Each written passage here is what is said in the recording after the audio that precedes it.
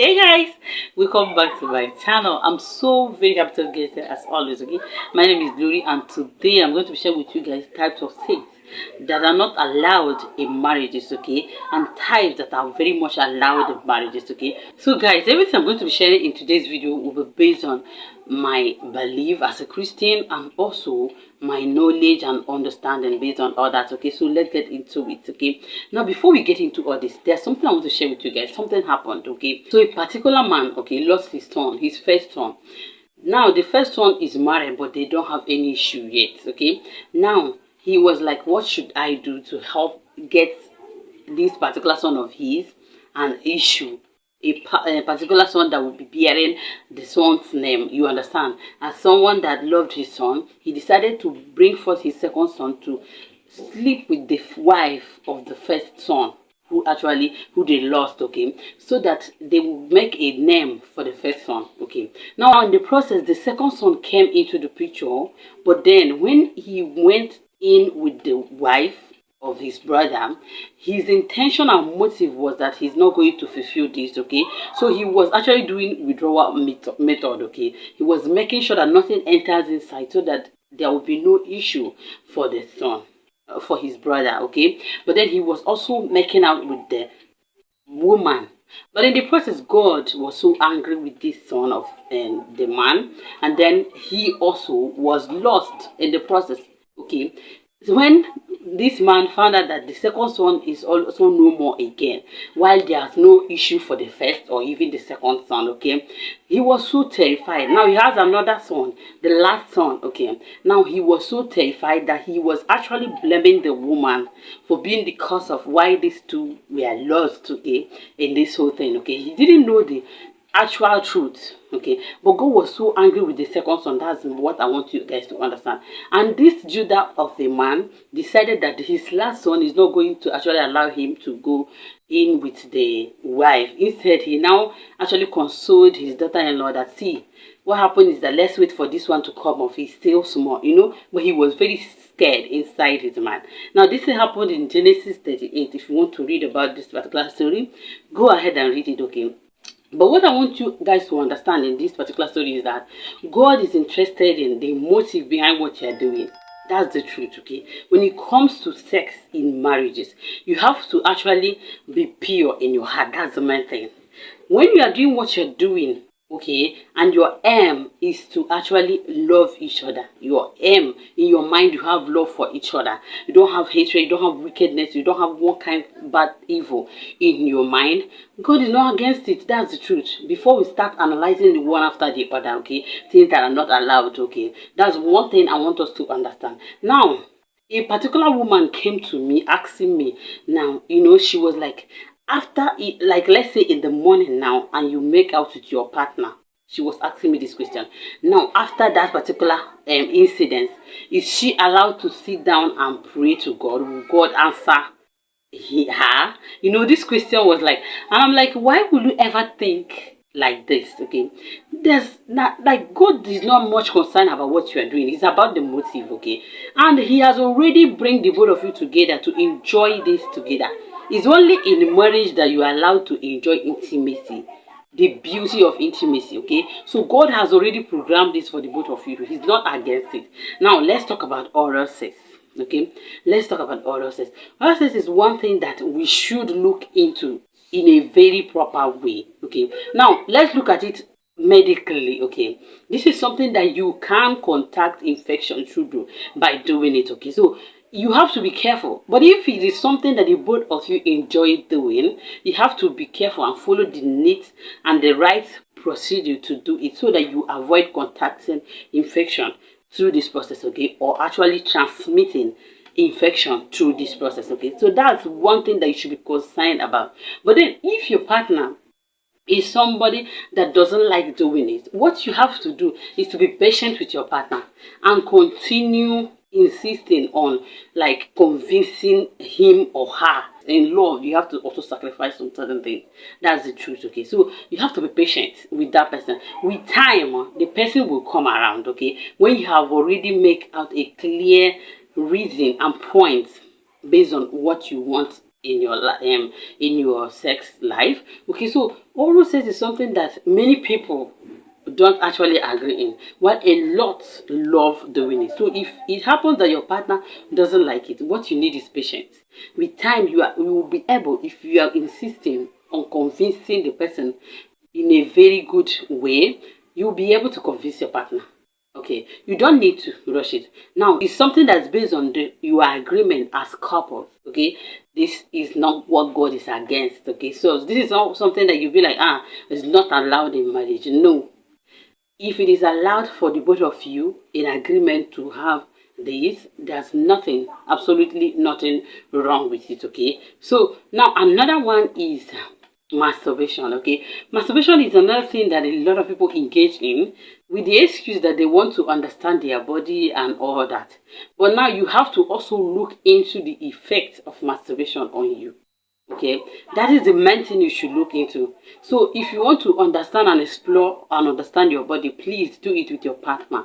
This will be the best thing. If you are open, if you are transparent, if you are very much good in communication, you will do this and have fun with it. Okay, and you will also explore and understand your body rather than masturbation, because it can lead to a lot of other effects, which I have a video where I explain everything about masturbation. Okay, so you can go ahead and watch it out. Okay, so one thing you should have in mind is if it is healthy for you.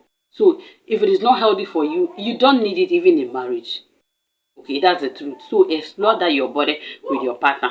That's my idea. Okay, now the next one I want to talk about is anal sex. Okay, now a lot of people love this particular one, but then this also depends on if your partner wants this and if it is healthy for your partner. Don't only think about you. That's why I said that when you are talking about being a Christian and what is allowed in marriage, you have to think about what is healthy for the both of you. If you are thinking about doing something that your partner is not enjoying, that's affecting your partner, and you are doing it in one way or the other, is affecting your partner, and you're doing it, God will not be happy with you. That's the truth. So that is not allowed. The truth is that if it is not healthy for your partner, it's not allowed in your marriage, and God is not going to allow this for you. But if you think that the both of you are enjoying it and it's healthy for the both of you, God is not concerned about that, and it's allowed for the both of you.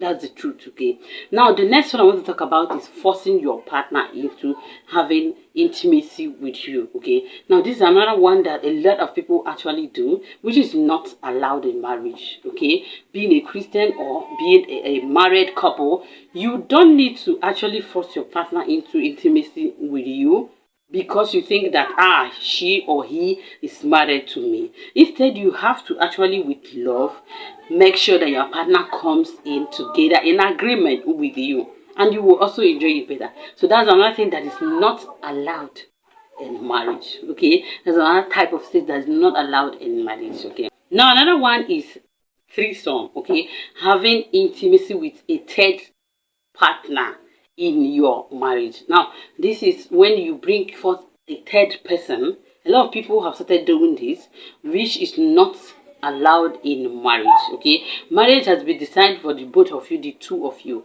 and it should be between the both of you. So don't tell me you are going to explore, you are going to learn, blah blah blah. All the excuses that you are giving for doing this is not allowed. Okay, so it's not allowed in marriage, it's not allowed in a Christian marriage too. Okay, so as a couple, the both of you are only allowed to be intimate. Don't add up any other third partner. That is not allowed. Okay, and it's not even healthy for your relationship. That's the truth. That's the truth. Okay, now the next one is watching porn with your partner. I have seen a lot of people fall into this particular one. In fact, I saw one particular partner sharing this with me. Okay, a particular woman, she was like, that this is what the both of them do to like explore, to like learn, to like blah blah blah. And I'm like, you actually sit down with your partner and you guys are watching porn. You're watching another woman's nakedness with your partner, and you are also watching another man's nakedness with your partner, and the both of you are okay with it. That is not nice. And another thing is this, it also has a lot of effect on you, because most of the time if you continue doing this, you are going to be addicted to this, and it's not right. When you are addicted to it, you can go extra mile, you can do a lot of other things that are not allowed. Okay, so watching porn or watching it with your partner is not allowed. It's one of those things that are not allowed in marriages, okay? So don't do this. Don't tell me you're exploring. Explore this and go ahead and buy books. Buy books that talks about sex in marriage. Buy books that will teach you all these things in marriage. But stop watching porn with the excuse that you're learning. This is not good. Another thing you should understand is that those things you are watching, those movies, they are not real. They are all acted. Okay, so it's all scripted. Actually they just acted it for their money. Okay, they just acted it for their money. They didn't do it for any other thing, and most of them are not real. If most time you will start expecting your partner to do the same thing that you have been seeing, and if he or she is not doing it the right way, the way you are seeing it, you might actually try going out to go and get that particular thing outside. Okay, so or you will be disappointed in your partner because you are watching something that's not real and you're expecting it to be real with your partner. It's not going to work, darling. It's not going to work. So stop it. It's not going to even help the both of you. Instead, the both of you can read books that will educate you people, and you learn from these things, and also explore, becoming like be open with each other, and you learn things. You explore together. You also upgrade and learn together. Okay, that's the best too. Now, another one that I needed to talk about is depriving your partner. Okay, depriving your partner of your rights, which you have already agreed to, and then you are depriving your partner because of one thing or the other. Please don't do it. This is not allowed in marriage. It's never allowed in any Christian marriage or even in marriages. Okay, that's the truth, because it's also not healthy for your relationship, and also you have already agreed to this. Why are you going back? If there's something holding you back, if you have any conflict that you need to settle, go ahead and talk about it and settle it. If there's need, you can actually include some other persons you think your partner listens to, so that this issue can be settled. But don't go ahead depriving your partner for a long time. This is not nice. Okay, now I want to also talk about this particular friend of mine that asked me if it is right for you to, after having fun with your partner, you now sit down to pray or kneel down to pray. Will God hear you? My dear, God will definitely hear you. Okay, because he has already given you permission. Now, when the Bible was talking about abstaining just so that you will talk to God, there's something he was talking about, because most of the time when actually God is angry with his people, then he discloses. They go down by maybe fasting or praying, crying to God. Now, if you decide that you don't want to actually be intimate until after praying, that is a decision. It's just like when you decide that you don't want to eat for some kind of, maybe for some hours, just to talk to God. Okay, now this is a kind of trying to deprive yourself of something to get something from God. You are being submissive to God. You are being open and broken. You're telling God how broken and how depressed or how sad you are. That is the motive of doing that, not because God wants you to stop being intimate just so that you will talk to him, but it's a decision that you can do on your own. Okay, so it's nothing. Now, when you are with your partner, it's something very much legal, something allowed. God has already allowed this. Okay, so that is it for today's video. If you like the video, give it a thumbs up. If you have anything to add, let me know in the comment section, or any questions. I would love to see them in the comment section. I would love to see your comments in the comment section. Okay, so that's it for today's video. Have you hit that like button? Have you also subscribed? If you haven't, please hit that subscribe button, hit the like button, and also hit the notification bell, so anytime I upload a new video, you'll be aware. See you guys in my next video.